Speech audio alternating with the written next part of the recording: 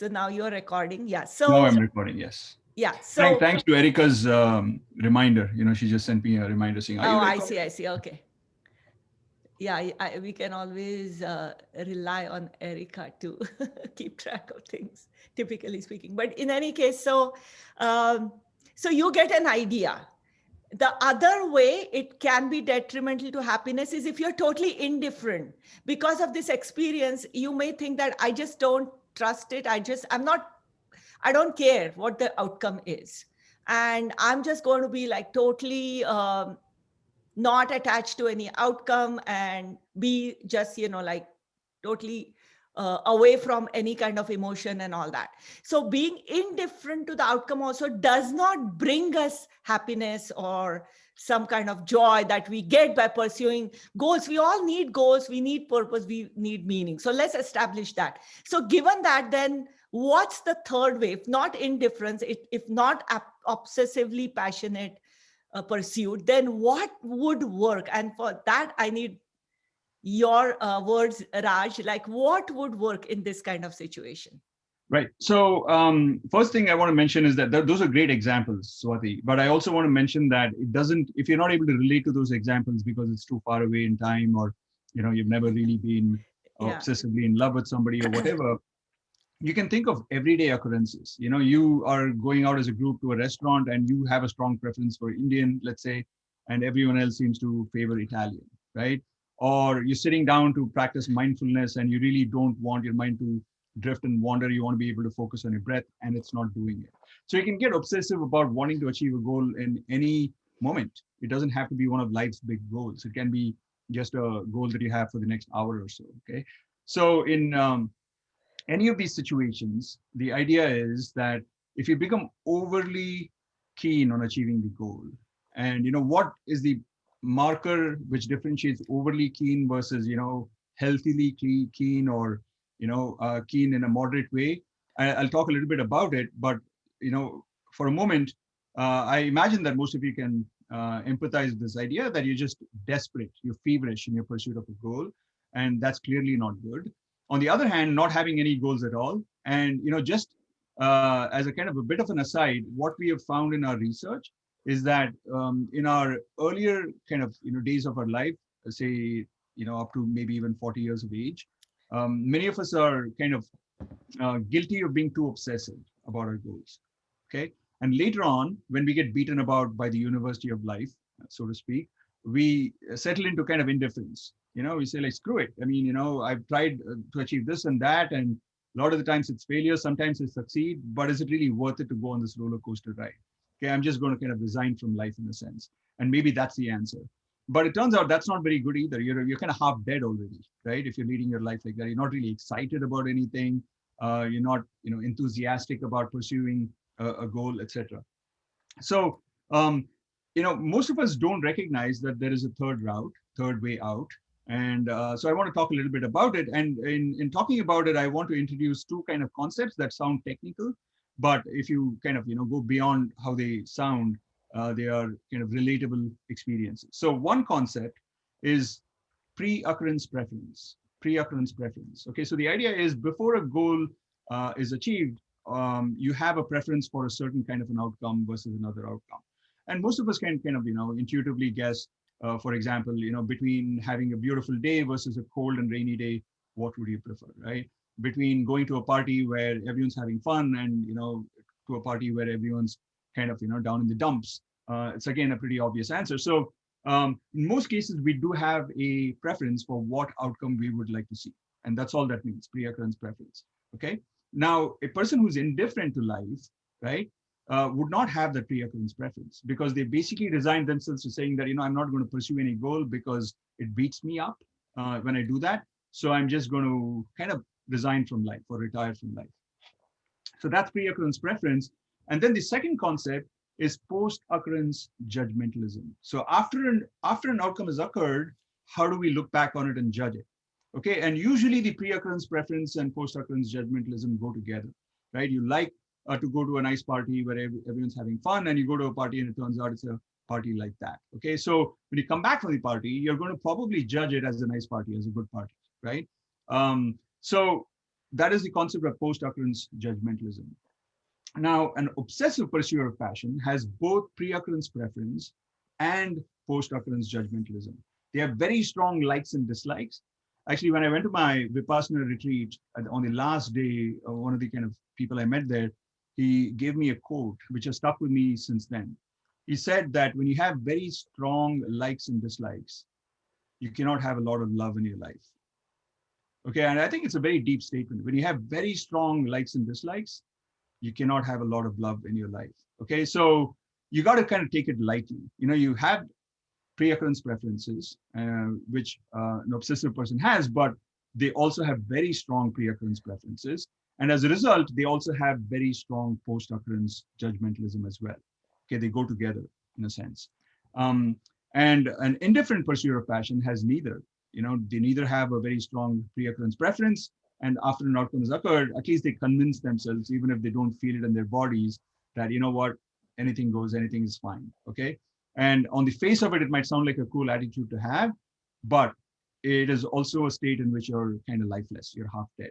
Okay, so the midpoint, or the ideal kind of, sweet spot between these two extremes, is what I call dispassionate pursuit of passion, where you do have likes and dislikes, you have a relatively strong pre-occurrence preference, but you do not suffer as much from post-occurrence judgmentalism.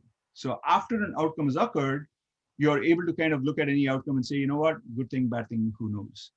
Okay. Um, and when you carry that attitude, then what happens is that the past doesn't really stick to you that much. Okay. And it's not as if you're not grateful for good things to happen, right? I mean, you do want a job, let's say, and you get the job. You're very grateful. You might throw a party. You might, celebrate it. Okay. But you're also aware that that doesn't mean that the rest of your life is going to be one, fairy tale ride, right? You get married to the person that you love, you'd be very grateful, you'd be very happy, right? But doesn't necessarily mean that you kind of take it for granted from that point onward, right? So that's the big difference between a person with dispassionate pursuit of passion versus the other two categories. Now you can take it one step further and say that, okay, I want to be a dispassionate pursuit of passion. So I have strong goals, I pursue them with a lot of enthusiasm, etc. And when those outcomes occur and I, wanted them, then I'm going to actually be extremely celebratory. Okay. But when bad things happen, I'm going to just, dust myself off. Okay. And get back on the saddle of life and ride it. Okay. And I'm going to learn from all those things that happened and not be caught in kind of, wallowing in self-pity and all that. Okay. And you can actually pull it off. So it's even better than being a dispassionate pursuit of passion. It's actually being an active kind of celebration, a celebratory person of life, where bad things don't get you down, but good things send you high. Okay. And the way to do it, I think, is to practice a certain kind of positivity when good things happen and have a certain kind of an attitude when bad things happen. And the kind of positivity that you practice when good things happen is gratitude. So anytime a good thing happens, obviously other people have helped out. At the very least, you've had some luck at least favoring you, right? At the very, very least, you were alive to see it, right? Or experience it. And so it's easy to kind of, look for things that are reasons to be grateful, right? So you focus on that as opposed to focusing on pride, okay? Or things that are more egotistical. Okay, it's me that achieved it, and without me, I'm the best, and so on. So instead of going down that path, which can feel good in the moment, but comes with some downstream negative consequences. So you kind of, even if you are in the habit of being proud, right? You recognize it, you catch it and say, okay, fine, I'll have my moment of pride, but I'll very quickly pivot to now experiencing gratitude. And you practice that gratitude over time, that becomes the habit. Okay. And when you do practice gratitude, the good thing is that the chances are very, very high that you're going to be able to sustain that positivity for far longer, for reasons that we discussed in session 2. But just as a quick reminder, when you practice gratitude, other people like you more. Okay. So they're going to now celebrate your success with you, etc. And when bad things happen, right, your habit might be to kind of wallow in a little bit of self-pity, and that's fine, right? But you're going to quickly remind yourself that who knows what the other positive consequences might come about because of this negative thing. Okay, I'll give you a very quick example. When I was, I don't know, in 2014, 15, right before I launched my Coursera course and my book, I was on a flight to New York to give a presentation at NYU, my alma mater, and the flight got canceled. And, so I wasn't going to be able to make it on time. And I was kind of, really bummed about it. Okay. But it turned out that in the next flight that I got on, I was sitting next to the director of St. Francis Hospitals from Tulsa, Oklahoma. And he got to know about my course, my book, my interests, etc. So he invited me over to come and give a talk. And then that became a long, kind of a very productive, very nice relationship, a kind of a business relationship where I went and conducted some workshops and gave some talks there and so on. So had I made that original flight, I would not have had this positive thing happen to me, right? So what happens when you have a lot of pre-occurrence preference and post-occurrence judgmentalism is that you've already categorized that event as a bad event. And so your mind is not open to new positive experiences that might actually occur, right? And even later, if somebody asks you what happened, you might say that, oh, that was a horrible trip, right? Forgetting that there's a very good positive thing that came out of it. As it turned out, in that trip, I actually was able to make my presentation. It just got postponed a little bit. I wasn't able to have all the meetings that I wanted to have, but it wasn't a kind of a disaster, right? So the main thing I was looking for from that trip actually happened. I made the presentation. So the big point is that when bad things happen, if you're an obsessive pursuer of passion, chances are that you're not going to be open to new good things that unfold as a result of that bad thing happening. And so the most dominant, clearly the most productive way to look at any event is to be open to new doors of opportunity that open up as a result of that event occurring, rather than being caught up with that event and the negativity of that event. And so that's the idea, that you don't judge the event as negative. You look for new doors of opportunity, and you might even be grateful. You might even say, there's a book called The Art of Possibility by a guy called Benjamin Zander. And in that, he says, whenever bad things happen, negative things happen, he just throws his arms up in the air and he says, how fascinating, that I wanted this and I got exactly the opposite. How fascinating. Okay. So just a kind of a way to remind your subconscious that, hey, your judgment that this is a bad thing may not necessarily be a bad thing. Okay. All right. So that's where I want to leave it. And I'll turn it over to Swati. And by the way, I have a great comment, a direct message to me from Ted. I hope, Ted, you don't mind it, my saying it. He says that my lamp in the background seems a little bit crooked. Is it just a visual illusion or is it actually crooked? Okay. I'm not going to reveal the answer to you. I'm going to let you guys guess which one it is. Okay. In your own mind. And then toward the end of the session, I'll reveal the answer to you. And Ted actually says that, Swati, yours is also a little bit crooked. Now that I look at your lampshade, yeah, it does look a little bit, just a little bit. So really? Okay. So then we have two puzzles to figure out for people. And at the end, there may be a reward even, who knows? Yeah. So very quickly, Erica asked me what's the name of the book. So sorry for my, awful Indian pronunciation of things, but it's called The Art, A-R-T. Okay, so I'll just type it out. Art of Possibility by Benjamin Zander. So let me just type that out. Okay, all right. And actually, it's with his wife, ex-wife. At that time, she was his wife, Rosalind something. I forget her last name. Maybe Rosalind Zander. But anyway, yeah.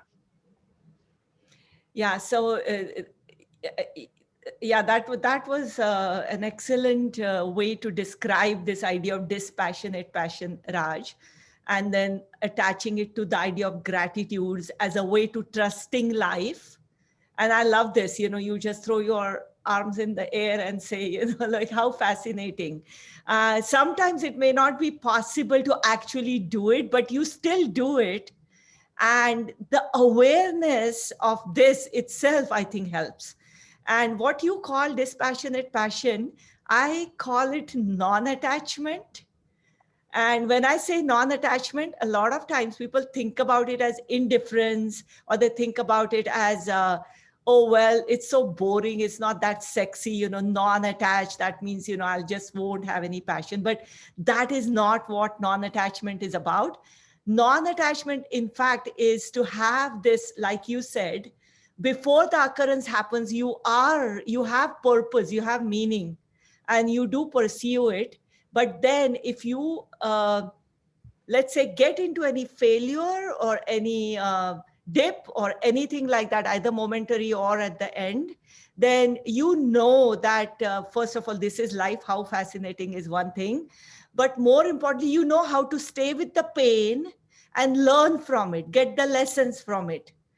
And you know that the pain or whatever is impermanent. It's not something that you are always going to experience for the rest of your life, every moment. That's not how life works. And to know that, that itself can be a sense of relief, knowing that this is going to change. And not only that it changes, if you open yourself up, then you can find lessons. So in that sense, non-attachment, in fact, is an armor that allows you to go to war without worrying about it. It allows you total engagement in life. And I think that's what you were talking about when you say trust life.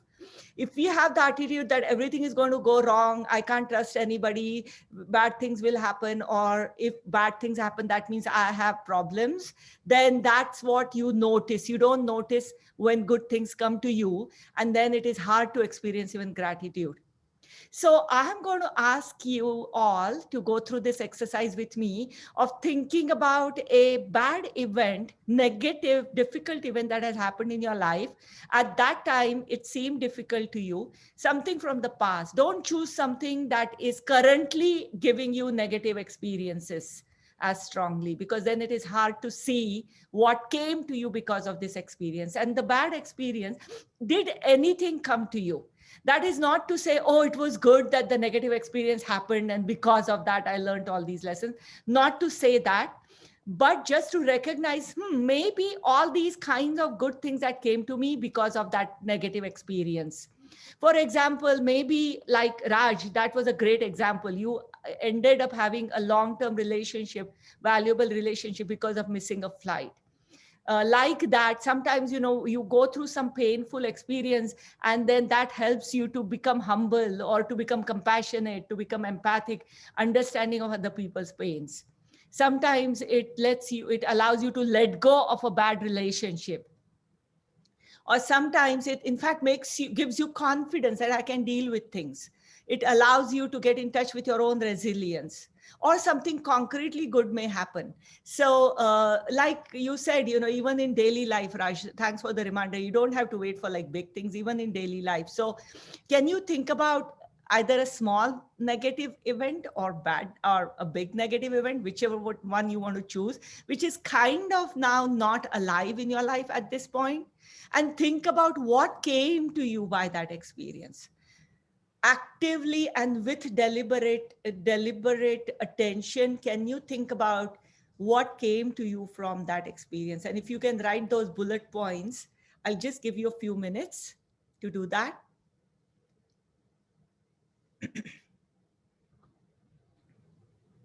So the one thing that I would say here is might be useful is that there are some active bad things that are going on right now. Perhaps you had a bit of an argument with your boss, right? Um, so those are not yet resolved in a sense. They haven't played out. Nothing ever fully plays out. I think there's a quote in a book called Jonathan Livingston Seagull, which goes something along the lines of, have you accomplished your purpose in life? And the answer is no, if you're still alive. Okay. So, you know, anyway, I'm digressing a little bit. What I wanted to say was that, I think Swati means come up with an experience that has already been kind of quote unquote resolved, right? You no longer feel it's not an ongoing negative event. Is that correct, Swati? Yes, yes, because ongoing negative events, sometimes it's hard to see the lessons that are coming to you. Maybe after this exercise, next time when something negative happens, you will know that, okay, 1 year from now, I'll look at it differently. But that requires some amount of conscious paying attention to that fact. And that's what, again, non-attachment or dispassionate pursuit of passion, like you say. So let's see what comes to people's minds.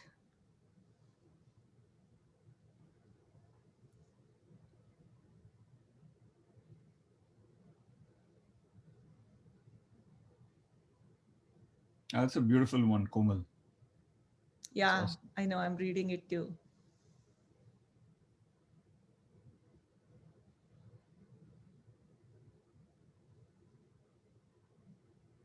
Adriana also. Mm-hmm. And thanks, by the way, guys, for sharing all this. I know it's kind of Yeah, somewhat right, personal, but right. But it has good ending. So the story has, yeah, all of these have good endings. yeah, That's awesome. yeah, I don't right. know if Elizabeth's event also ended well. She looks good. So,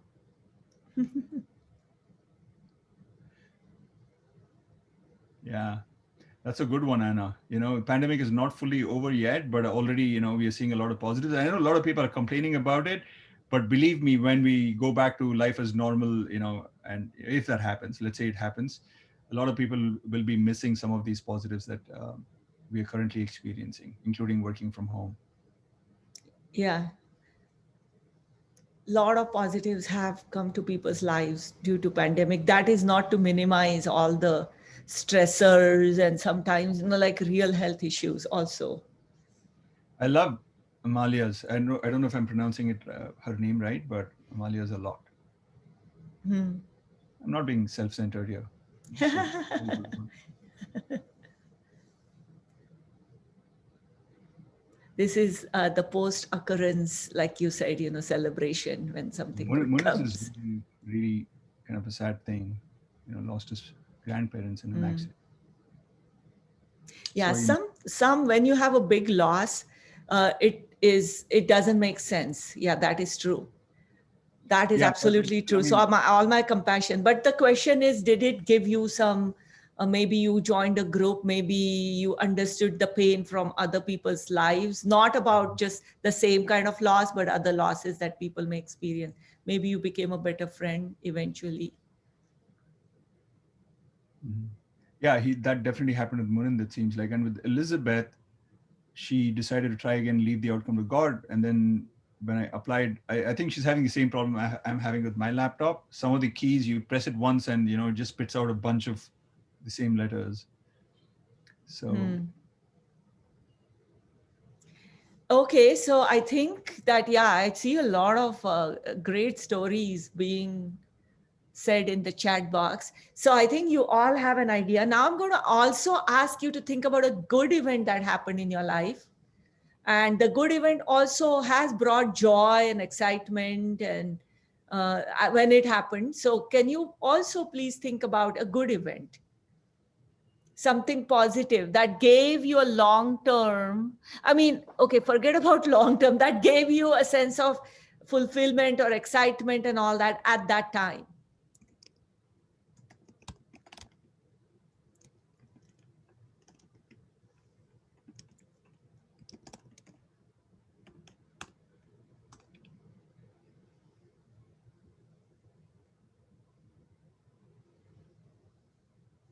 So as people are typing, I'm just noticing some interesting things. Sanjeev, that's awesome that you started your life as a small bakery owner, which is very unusual in India, right? Um, First of all, to be allowed by your parents, I suppose, and by society to be an entrepreneur like that. I guess, you're in the younger generation, so maybe it's more accepted now, but that too as a baker, it's one thing to kind of start a software company or something like that. Good for you. Mark is saying, I've gotten a lot from my romantic relationships, even though they are over. And I was proud of passing my sailing courses. Yeah. So these are the good events that do give you a sense of this is good, or, joy, or you, not hopefully not hubristic pride, but authentic pride if you have achieved something. Um, or something comes to you, some serendipity. So it is good to recognize that part also. So now that I'm hoping that most of you have identified this bad event that taught you lessons or brought something good to you in the end, or again, it's not to say that, oh, without that bad event, I wouldn't have learned it. Maybe yes, maybe not. But the fact is that event did happen and you did get something out of that. So, all right. So, given that, now let's recognize that what Raj was saying. One way to celebrate life is to experience gratitude, even for the bad event, because that did give you some lessons. So, I'm not going to ask you to express gratitude for the bad event, but express gratitude for what it gave to you. So I'm going to go through a meditation on gratitude. And you can see gratitude is a very positive emotion. And lots of research shows that it actually orients yourself towards the good things about life. And so let's go through it. Those of you, in case you're having uh, right now maybe some bitterness or something and you're not able to experience gratitude, that's okay. That's okay. Just go through this meditation with me, and maybe eventually you will be able to relate to it. Okay, so I'm going to ask you all to close your eyes, please, and relax your shoulders.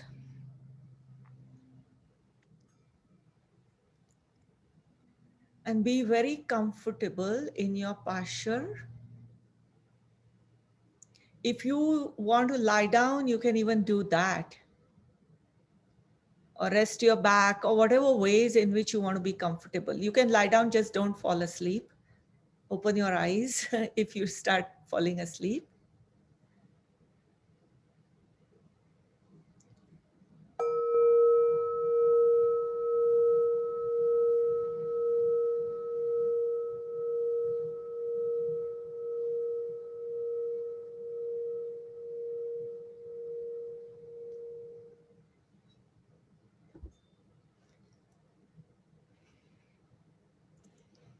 Breathing in and breathing out, and taking a few deep breaths, slow, deep breaths.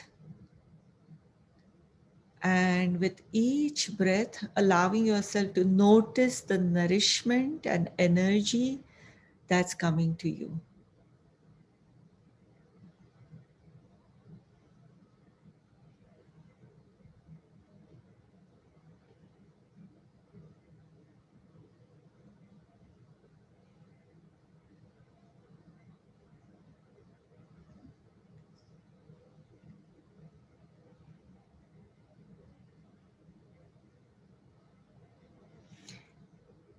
And now allowing your breath to go back to normal.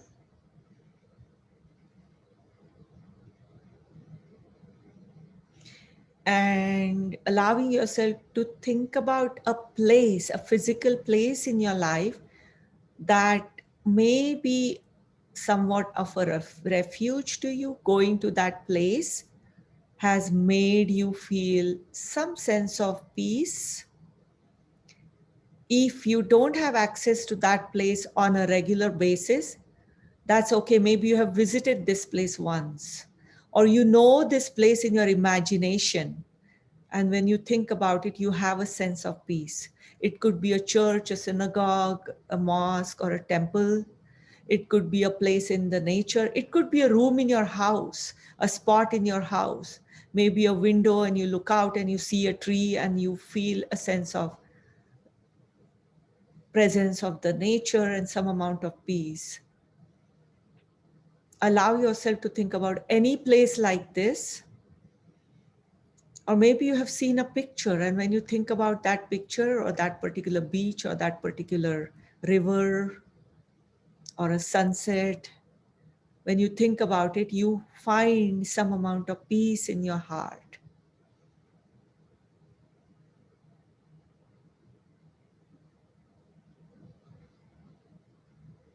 Allowing yourself to look at this place and then experiencing gratitude for knowing such a place in imagination or in physical life.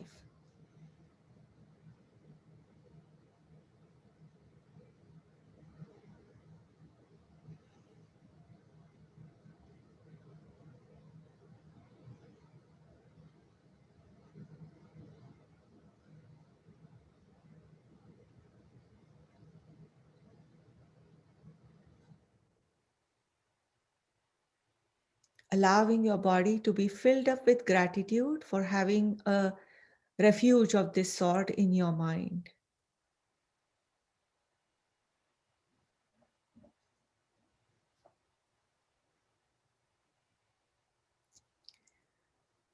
And now allowing yourself to think about people in your life where you feel a sense of connection. It may be a family or friends. You have experienced caring from them at some point in life.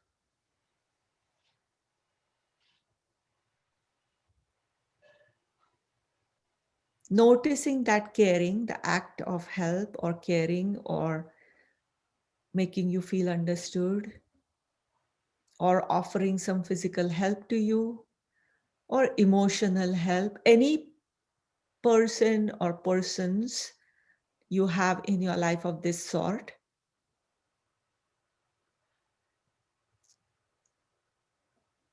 allow yourself to feel gratitude towards these people.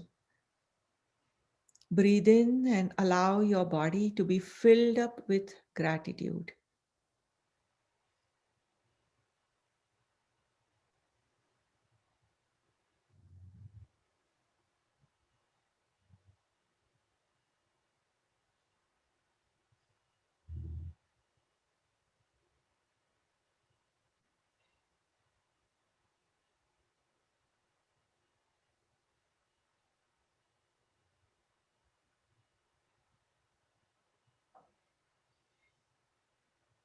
I experience gratitude for having these people in my life.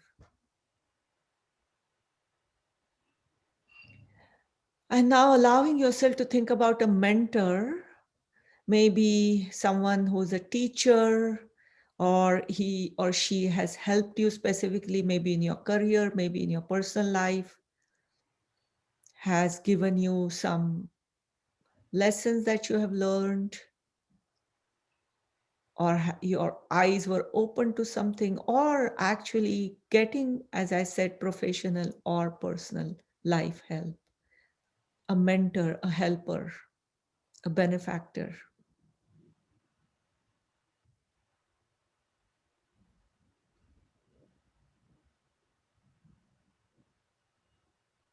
Allowing yourself to experience gratitude for having such a person in your life.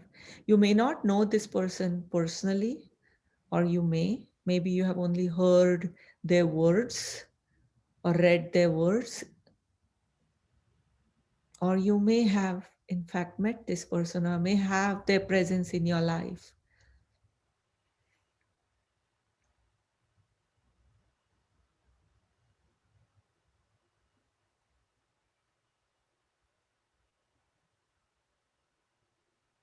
Breathe in gratitude for having such a person in your life, having that this help in your life.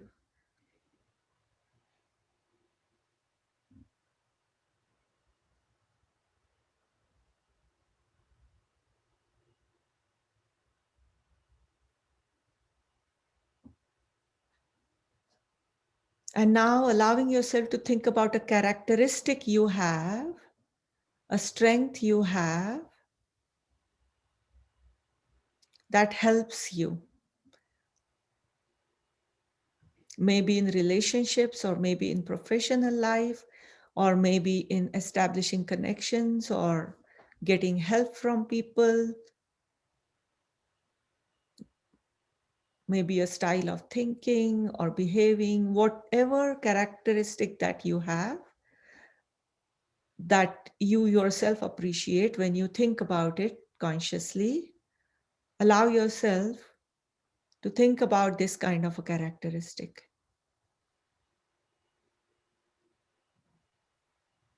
or strength. It may even be a skill that you have that helps you or brings you joy.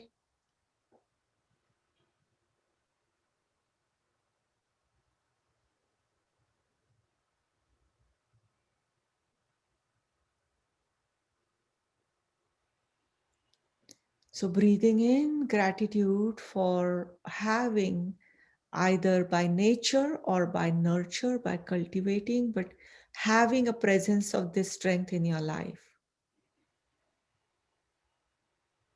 Experiencing gratitude for that.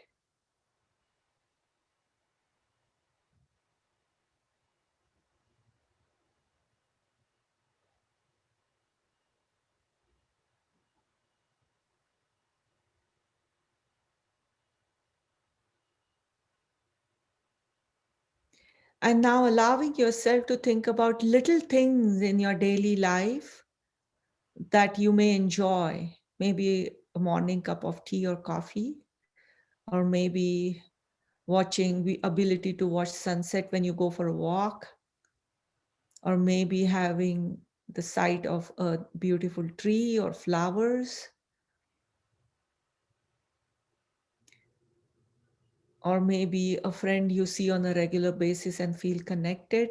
Anything that is a daily event, daily as in a frequent or frequent enough event in your life that you're able to experience.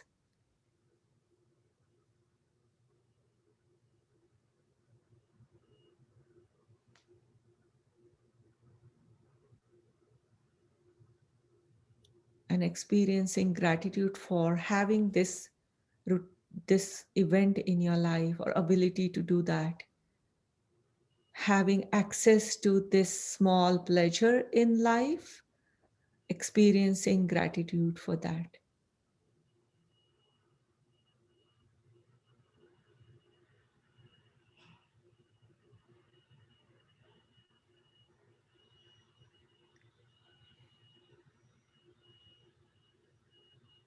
Breathing in gratitude.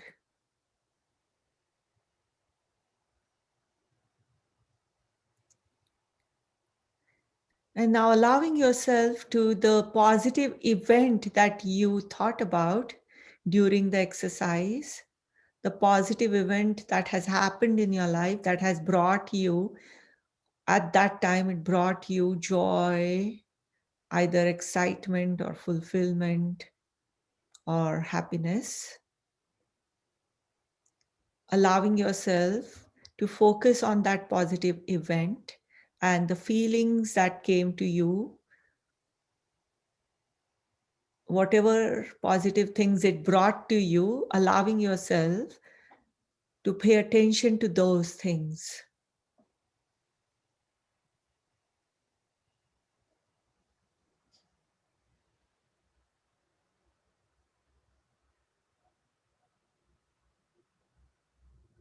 And experiencing gratitude for that.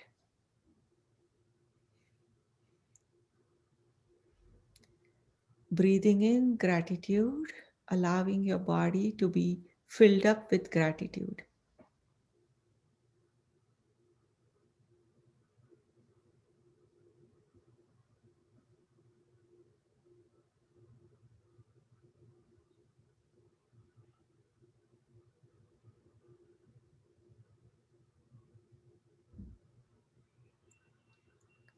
And now allowing yourself to think about the difficult or the negative event that had happened in your past that you wrote about. With eyes closed and your attention going to that, and allowing yourself to pay attention to what came to you from that negative event that was in fact gave you strength or resilience or made our other door had other door open to you, whatever positive things that came to you because of that, the side effects, allowing yourself to pay attention, deliberate attention to those things, and experiencing gratitude for this painful event resulting into that, or because of the painful event, having this positive occurrence coming to your life, experiencing gratitude for that. Breathing in and allowing your body to be filled with gratitude.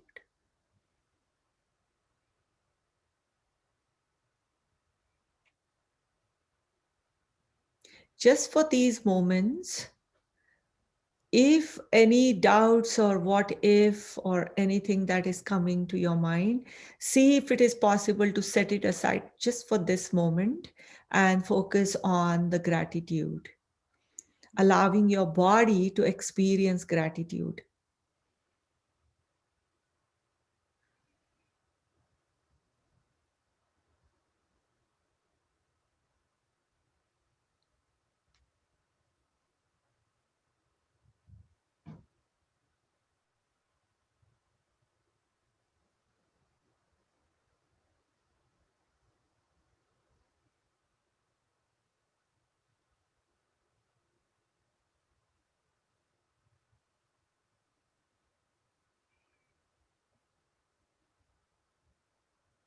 And breathing in and breathing out, taking a few deep breaths again, and getting ready to leave the meditation. Deep breaths and experience the nourishment that's coming to you through the deep breath. Completely turning inwards and paying attention to that nourishment, the energy, and experiencing gratitude for the breathing and for the nourishment that you may be noticing.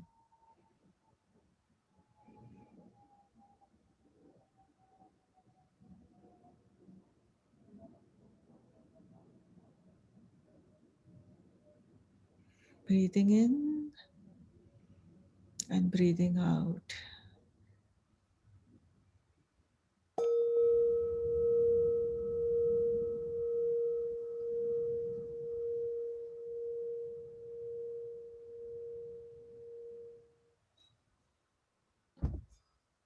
And you may open your eyes.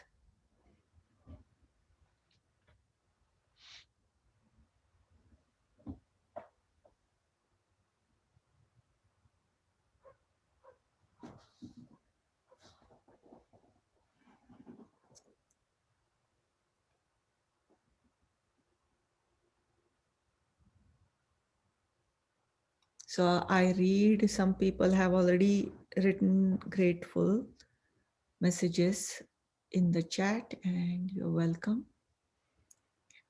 And hopefully, most of you were able to experience the gratitude.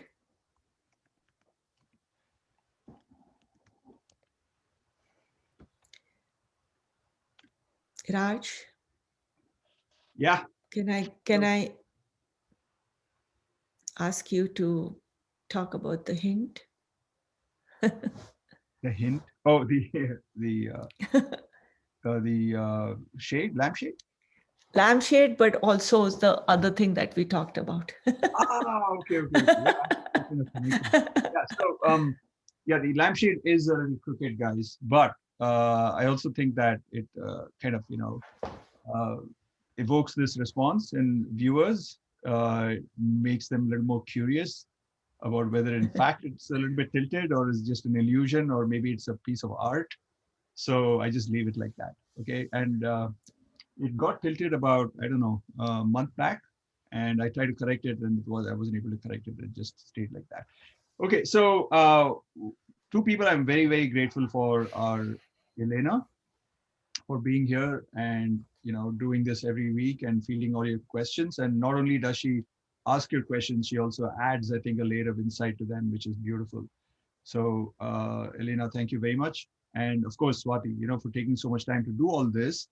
And so I just want to remind everybody that, guys, if you have enjoyed these sessions and have gotten some value from it, for Swati to continue to do this, it would be great if you can make a small donation. Okay, small or big, I mean, it's up to you. I will type out the link to the donation webpage in a little bit. Okay, but feel free to donate. No pressure. Um, okay, but it'd be awesome from my side if you guys could do that. Okay, so if you guys don't mind, I do want to talk a little bit about the question that Kevin raised, which is a very interesting one. It comes up very often. Just as a reminder, the question is that what he's experienced, and somebody else actually seconded that, I think Anna or somebody, saying that she also feels this, which is basically that when good things happen, they seem to kind of very quickly just brush it under the carpet and move on, and without really experiencing any great boost in positivity. Although ironically they might have wanted that outcome a lot, they might have been very keen on achieving it, and then it comes and then they don't spend any time thinking about it at all. Okay, it's a very interesting phenomenon. Actually, I would put that kind of under dispassionate pursuit of passion in terms of the experience, because you're not really, you're kind of indifferent to the outcome after it occurs, right? And maybe it's especially true for positive experiences, and negative experiences actually do weigh you down. And in a way, then that's worst of both worlds, right? On the one hand, you're not appreciating the positives. On the other hand, you're really miserable when negative things happen. So I've actually done a little bit of thinking about this, and I would love to be able to do some research on it. But my thinking into it, introspection, suggests that there are three reasons why this might happen. Okay, so I'd like you to think about these, and maybe there are other reasons as well. And if so, you can kind of type it out in the chat box or unmute and speak up. But one reason is that I think that you do not want to appreciate the successes as much because you feel that maybe then you're giving into mediocrity. You set up a goal and you achieve it, and then you just want to kind of move on. You want to be productive in life, right? And if you kind of celebrate this, then you're telling yourself that, okay, this was great. It's almost as if you've achieved one of life's big purposes. And if you do that, you somewhere in your thinking, you feel that you're resigning yourself, or you're settling for something that's a mediocre set of achievements in your life. Okay, so that might be one reason. The second reason is it might have to do with the type of positive emotion that you tend to experience when positive things happen. So maybe you have caught yourself experiencing hubristic pride, or celebrating it in a way that other people feel that you're too self-centered, or prone to kind of self-promotion or patting yourself on the back. So it might be because of what you think others might think, but it also could be internally driven, that you just feel that, hey, I don't necessarily fully deserve this. So, and that's a good thought to have, but only if it's followed up by the thought that, okay, if I don't maybe fully deserve it, then perhaps I should turn to looking at other people or other things that have helped me achieve this goal. And then therefore that's the kind of stepping stone to experiencing gratitude. But you could actually stop short of experiencing gratitude, but deny yourself the pride as well. Okay, so it makes you indifferent to the outcome. Okay, so these are two very important reasons. So just to kind of summarize, the first is that you feel that you're setting yourself up for celebrating mediocre achievements, and you want to move on. There's a poem by Robert Frost or somebody, right, or H.W. Longfellow, I think, "Miles to Go Before I Sleep." There's a line from the poem basically saying that, hey, I can't rest on my laurels right now. I have lots more to achieve, and this is just a kind of a milestone. Good, I got it, but let me not kind of celebrate it too much, lest I forget what I truly want to achieve in life. Okay, it is Robert Frost. Okay, and the second is that it's the kind of emotion that you're experiencing, right, which is more pride rather than gratitude, and you want to deny yourself that experience of that. And the third reason, okay, so I have to kind of think through this a little bit because it seems to have slipped my mind a little bit here. Um, when positive things happen, okay, so let me just take a pause there and see, it'll come back to me in a little bit, but let me see if there are any reflections, especially from you, Kevin, or anybody else who's felt this, whether either of these, whether they ring at least partly true for you guys. Does it? And I'll also, I'll be, uh, I'd be curious to see what any of the others feel if you do have that happen to you. Okay, so Daphna says yes. Okay.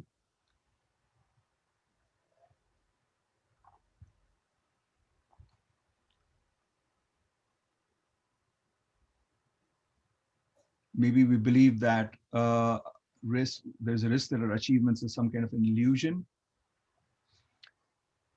Yeah, I mean, so it's an illusion, meaning that, I mean, illusion usually refers to something that's not real, right? So in what way is the achievement not real? That it's not what it is that uh, is is ultimately meaningful, that kind of an illusion. Yeah, okay, so there's lots of comments here, and I am kind of looking at the comments, and also in the back of my mind, aware that there's a third reason that I've thought through, which I need to just uh, needs to come to me, but I'll talk about it as Maybe soon as. meanwhile, we'll ask Elena if there are any questions. Elena, if you have noticed anything that we should be addressing.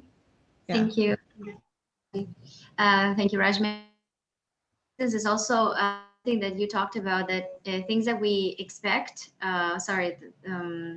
imagine how they're going to happen in the future, that's always more pleasant than the real experience, the actual experience. So maybe that's also the explanation. When you imagine what it's going to feel like, Like the vacation, you imagine it's going to be fun and everything, and then it's fun, but it's not as fun as you imagined. I mean, you don't feel it's so intense.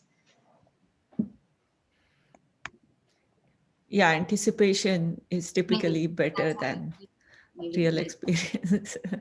I guess Raj is busy. I'm just typing a response to something Alvaro said. Yeah. So, Swati, did you already address that comment? Sorry, I wasn't paying attention to that comment. I was just saying, Raj, remember you were telling us that when you're expecting a journey or vacation, your expectation, you feel it more intensely than the real experience. So maybe that's one of the explanations as well. Oh, so right. But I got also a sense that uh, this was more to do with not just the contrast between what you expected and what you felt, but between how much you should have celebrated, how much you do actually celebrate. So you feel like if I achieve this, then that'll be great, and I will really celebrate it. And then the achievement happens, and you just fail to celebrate. It Okay, feels normal already, huh? right? It feels just normal. It feels normal, yeah. So okay, so I can't immediately think of the third reason, but I do have an antidote for this, Kevin, and whoever feels this. And I have to say that I went through that phase myself, and I actually thought that was one of the ways to cheat life of bringing me down. So I went from being an obsessive pursuit of passion into becoming a dispassionate pursuit of passion, because I felt that if I celebrated, yeah, so it's actually coming back to me. So yeah, so the third reason is that if you celebrate too much, you feel that then you also have to be miserable when bad things happen. And so you deny life the ability to bring you down by celebrating too much.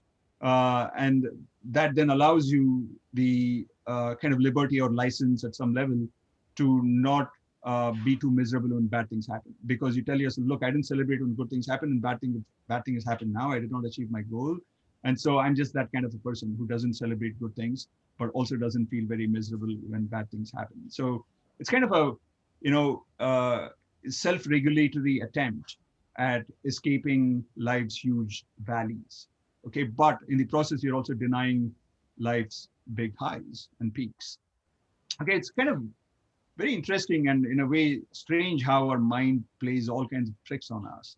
Okay, so I have an antidote for this, and the antidote is basically to make a plan on how exactly you're going to celebrate if something that you really want to achieve in your life were to happen, right? And it need not be something that is kind of typically quote unquote achievement oriented. It could be that, hey, if my daughter gets married, okay, to this guy, I really like the guy he's dating, then I'm going to celebrate in this fashion, right? And actually write it down, okay? And then when that event happens, actually celebrate it in that fashion, in a big way, okay?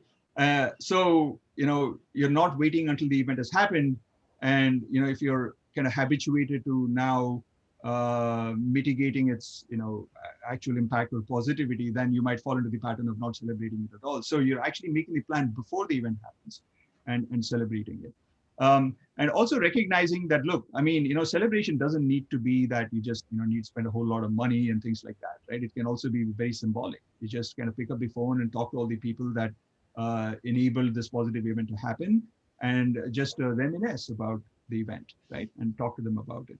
So something like that. So that's definitely helped me. I can tell you that, like I said, I actually can empathize with this a lot, this phenomenon. And the way that I got out of it was through actually making a plan to celebrate in a certain fashion, and then actually doing it, and involving a lot of other people in it. That was a very key aspect of it. It's not just my own private celebration, but it was a social celebration with people that were well-meaning and good friends and so on. And so that brought me back into actually enjoying life a lot more. Okay. And so I've gone from being an obsessive pursuit of passion to an indifferent pursuit of passion, to kind of like finding the middle ground and being, for the most part, being dispassionate in my pursuit of passion, which is great, right? But that's not to say that this is a permanent state, right? Because life is, can often throw curveballs at you, and is very good at that, that completely unsettle you and make you feel that, hey, I thought that I had arrived, and here I am, I'm not able to deal with this. So it's a very interesting kind of a journey. I also would like to point out, I think, Raj, everything you said, it totally makes sense. I think there is that thing about ego or pride also. And if you are pursuing your passion and if you're expecting, uh, like personal like some gratification of your pride and ego, I think that sometimes is somewhat like it can generate hubristic pride. I find that even in mindfulness research, what you see is the valleys of going down and being self-blaming or whatever, that you stop doing it. But at the same time, when something good happens, the question is, can you enjoy it to the same degree? I think the hubristic pride gets taken away. Your ego changes. So it is not so much celebration of, oh, how great I am, but it is a deliberately celebration of this life. This life is giving me this experience. And I think that change of attitude also helps. And Yeah, by absolutely. experiencing gratitude, I think that's what we are achieving. We are moving away from the hubristic pride. And it might actually be factually true that you are really very skilled and very able and more able than other people. And so it might be a legitimate conclusion to come to that nobody else could have achieved it. But then that is just the starting point to again feel grateful that, hey, it was actually not under your control to be so skilled, right? At some level, that you were endowed with a certain set of abilities or at least a background, certain set of parents, certain set of experiences that allowed you to hone that ability and so on. So there's always a way, even if the starting point is somewhat egotistical, to branch out into a non-egotistical, grateful gratitude kind of an emotion. Right. Okay, I have here a comment. Unfortunately, there's no name, but there's a somebody asked me, Elena, please notice just a comment. Our happiness level always goes back to the baseline, and that's why we can't ever become much happier for a long period of time. I wanted to ask you a question, Raj, from the very beginning from the very moment you started talking about pre-occurrence preference. And I noticed that in the whole explanation, you never used the word expectation. And it was interesting for me, where's the place of expectations in all of this? Because you never really used it. And I Yeah, remember watching a TED talk that was about why sometimes we don't achieve things is because sometimes we want things. Maybe we say, I want this house, I want this job, I want this partner, but we don't expect to have those things. And it's important to expect those things. You might not expect to be married to that person deep inside. It might be connected with other reasons, but and that wishing is not really authentic then, because it's not based on expectation. And well, there are also people who say that it's best to have zero expectations. This is how you can be happy, and then everything will just happen. yeah, Even we've actually done a little bit of research on that, and we do not find that there's a correlation between not having too many expectations and how happy you are. And this goes against what I think many people have as a lay theory, is that if I don't expect anything, then whatever life gives me, I'm going to be happy with it, and I'm not going to be sad if it doesn't happen. But that's not what we find. And I think the reason might be that if you don't have expectations, then you've kind of lost the joy of life. You've lost the purpose of life. In a sense, you don't have anything to guide you, to aspire to, and so on. And so, very important to have expectations. But obviously, if the expectations are too lofty or delusional, then you're also setting yourself up for failure, right? So this reminds me a little bit of this idea of flow. Flow states happen when you stretch yourself, but not by too much. And I think that in general, most of us, quote unquote, normal people are kind of wired to be that way. If we very easily achieve a certain thing, then we're going to naturally try and achieve a little more than that. And if it's very difficult to achieve a certain thing, then we're going to try and naturally achieve or set a goal that's a little bit less than that. And so we're guided almost instinctively to aim for the right level, right? So I do think that it's important to have expectations, because expectations are just another way to say what might be an achievable goal. And so goals are very, very important. That's been shown in the research. And so it's very important to have expectations, because then they guide you to they give shape and concreteness to the goal that you set for yourself. And that goal is very important, because without a goal, then you don't have a kind of a purpose. And so goals are important, but it's the kind of attitude you have towards a goal, specifically in terms of the pre-occurrence preference. Do you have a certain kind of a goal that you would like to achieve? And then a post-occurrence judgmentalism part, right, which we don't want to have as much. I also want to say to this, what you just said, Raj, that it's the pre-occurrence and post-occurrence. I think expectations are important. Otherwise, it will be indifference. That's also not very conducive to happiness.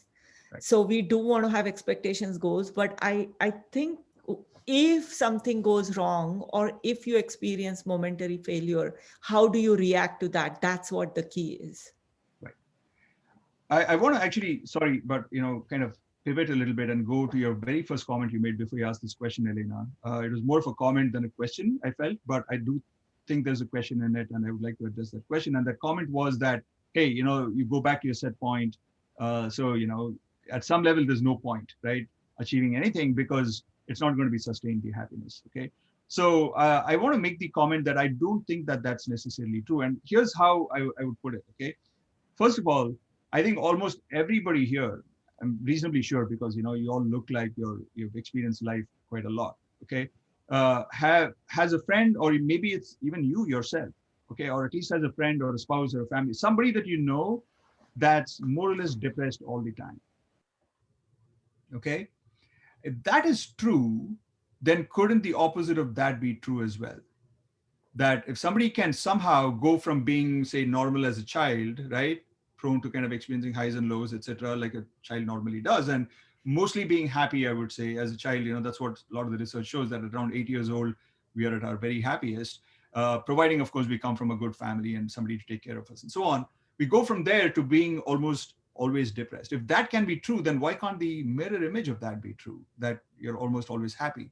And in fact, a lot of research shows that, if life works out well in very broad stroke terms, that, you're not suffering for lack of food, you don't have any big physical ailments, and if you have a good life partner when you retire, those can be some of the best days of your life when you retire, right? You're almost on a permanently, you have a higher level of, intercept, or your kind of minimum point itself is pretty good above the neutral point. All right. So I think that in a way, this idea that, hey, ups will come with downs, and therefore why even aim for the ups, forget it, I just resign myself, is actually a pathway to indifferent pursuit of passion. And it's a theory about life that's actually detrimental to extracting the most amount of positivity and meaning and happiness and fulfillment from it. Okay, while it might be true that pleasure can't last for a very long time, right? And there are kind of adaptive reasons for it. The 100th bite of a chocolate shouldn't taste as good as the first bite, otherwise you're in trouble, right? Pleasure can't last for a long time, for sure. There's ups and downs when it comes to pleasure. There's definitely ups and downs when it comes to hubristic pride, right? Pride comes before a fall, they say. But when it comes to more self-transcendental emotions of love and caring and kindness and compassion and awe and hope and so on, gratitude, actually it gets better with time. You don't necessarily adapt, you sensitize to them. For those who have been practicing gratitude for a long time, it comes, the thought of gratitude, a lot of us are starting out practicing gratitude, it's more about thinking about gratitude, it's not feeling the gratitude, right? But you need to go through that phase of thinking about it and recruiting images in your mind that really speak to you emotionally, so that you can feel that gratitude. And once you're down that pathway a lot of times, you've traversed it so many times that there's actually a clear pathway, then you start to feel that gratitude. Then you feel gratitude almost all the time, and it's not a matter of, okay, I felt gratitude and therefore I'm not going to feel gratitude now because that's how life is. You cancel out and you go back to a zero state. No, you actually feel more of it and more of it. And when you feel love, you feel more of it. You don't tire with an old friend with whom, you've had a long history of relationships. They get better with time. You sensitize to them. Okay. So I would say that, it's a kind of a somewhat detrimental attitude to have, that you come back to your 0 point. You actually can be somebody who experiences mostly positive things all your life. And if you forget that, just remind yourself that, hey, I know somebody who's like depressed all the time. Maybe I've been through that myself, right? Or think back to your childhood when you probably were pretty happy. Most of us were. So why can't you go back to that again? Okay. And I think that is worthy to keep in mind, worth keeping in mind and aspire We have for. Loretta as a proof. She says she's almost always happy. So that's a proof. Awesome. Yeah. Among us. Also, the baseline can be, what you're saying is the baseline can be changed. Yeah, it can be. And I mean, that's in what the next session, we're going to happiness talk a little research bit about this, shows. I think, right? Yeah. Swati, on So mindfulness. I would like to, Elena, I would like to address this one comment. So somebody says, I think Ramakrishnan says that isn't the line between indifference and dispassionate very thin? It's true, it does feel like that. So I would like to give an example. Let's say you see an accident and you see that somebody is in the accident and they need help to get out of the car. And it's like, it looks like really a scary accident that has happened in front of your eyes and you are walking there. Now, if you are indifferent, then what you would say is that, okay, I don't want to deal with this. It's his problem or her problem. And you would walk away from it, or you wouldn't feel the same amount of whatever effect of seeing that accident and wanting to help, right? That's what indifference would mean. Some people, if they have a lot of empathy, in fact, what may happen to them, they see this accident, they will feel like I'm in that person's shoes, and they will actually feel the pain in their own body, and they would then may not be able to help because they're just so immersed, so passionate. So coming back to the passion, obsessive, not obsessive, but desperate passion, the empathy, in fact, will make them like sit down, get panicked, or run away from that accident. So the third possibility, which is the dispassionate, or I say non-attached, or more compassionate attitude, would be to be able to, well, for the lack of anything, but I would say that freeze your immersive feeling experience, and to have this wish to help this person, maybe call 911, or maybe actually call the police, or actually go and help that person, whatever needs to be done. So your own fear, your own anxiety, if you're able to, for that moment even, set it aside, then it is not indifference. Then in fact, when something negative happens in front of you, your reaction to it can be of help, being help. So I hope I have explained the difference between indifference and being dispassionate or non-attached. And there's Sometimes the also, words, yeah, sorry, I was just yeah, going to say go there ahead. are other markers too of this. I mean, a person who's indifferent is not going to laugh a lot. They're not going to have a lot of, kind of really funny moments in their life and grateful moments in their life. They are probably going to be, more kind of unenergetic, right? Compared to somebody. So, all of these categories are not like watertight, and there's a continuum, and you can exist somewhere in the continuum. But somebody who's like very firmly lodged in dispassionate pursuit of passion has a lot of life, and at the same time, though, they can also fall asleep really well, right? An obsessive pursuit of passion has a lot of life, but has a lot of anxiety issues. Okay, so you can kind of look at markers from your behaviors, your ability to give up the stage, for example, right? You go to a party and you were supposed to be the star of the show, and somebody else has come in and they are the star of the show. Are you able to relinquish that, and abdicate it and say, you know what, I'm happy to be in the background? Okay, so there's lots of kind of markers. They're not as egotistical, they're more abundance minded, they're light-hearted even if they're doing serious things, right? And so on. So there is a very there's a theoretically it might seem like there's a thin line, but there's a totally different personality quality to the two kinds of people. I We guess, sorry. Maybe So one we more had question, and then we'll have to end. one of Yeah. the yeah. questions was by Arun. He put it even twice, but I think this is something we actually answered in one of the first sessions that we had. Maybe you can quickly just remind us again the difference between joy and happiness. You want me to take it, Swati? Yeah, you can. I mean, okay. So my thing is that happiness, as we said in the beginning, it is of two types: short term and long term. So short term happiness is in the feeling the positive feelings of joy, excitement, thrill, or whatever it is in the moment. And long term happiness is about meaning, purpose, goals. So it may mean you are not happy every moment, you are not experiencing joy every moment, but you know that you're working towards that goal, and some sense of fulfillment comes from that. So joy and happiness, I would say, is has that difference. So Raj, I don't know Yeah, what so your. one way that I find it useful to think about this is that happiness is more of an umbrella term, and you can replace happiness with positivity. Just feeling positive, and all of these other kind of specific emotions are ways in which you could be happy. So if you're joyful, you're happy. If you're in love, you're happy. If you're grateful, you're happy, and so on and so forth. So you can imagine a bunch of different 10, 12, 15, maybe 20 different kind of positive emotions that fit under the umbrella of happiness.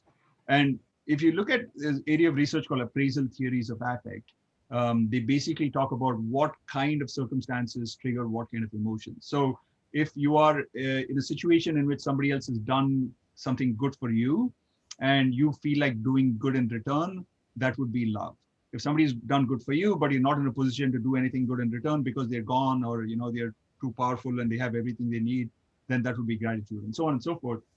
And joy comes from having a bunch of things happen to you that are positive, but there is no more obligation for you in any way. So, a kind of classic example is when you're done with an exam or you've gotten a job and now you have 2 months left to roam around the world. Okay. So that would bring about joy.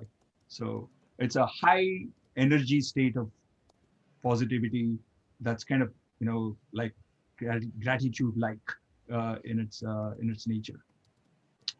Okay, so I think we're out of time, guys. Thank you very much, as usual, everybody, for coming. And we only have one kind of session targeting a sin and a habit and so on, which is the next one, seventh one, and then we have a wrap up. Correct, Swati?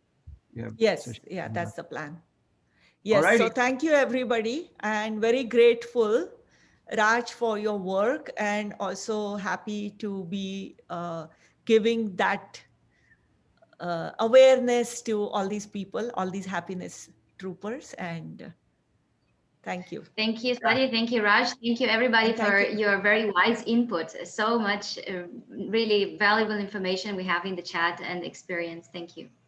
Yes. Adios. Bye bye. Have a great Bye. weekend and week, and see you next week. Bye bye.